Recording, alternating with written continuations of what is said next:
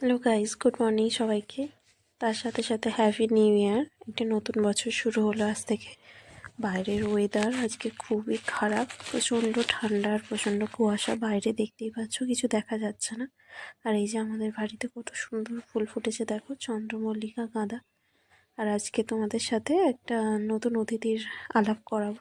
আমার বাড়িতে দুটো নতুন অতিথি এসেছে। এই যে তারা ঠান্ডার মধ্যেই ছিল, তাই তাদের এখানে ছোটোখাটো ব্যবস্থা করে দেওয়া হয়েছে একটু থাকার জন্যে।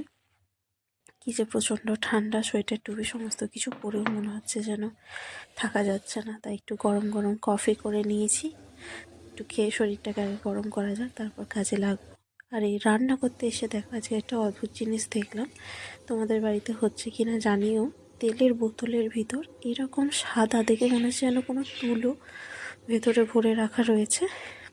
অবস্থা দেখো, প্রচণ্ড ঠান্ডাতে এরকম হয়েছে। এটা কি আদৌ জানি না।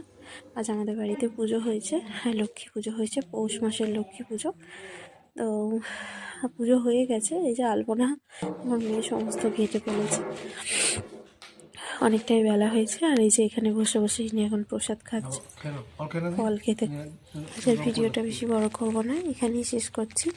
চলো দেখা হবে তোমাদের সাথে পরের একটা ব্লগে। আশা করি সবাই ভালো থাকবে। বাই।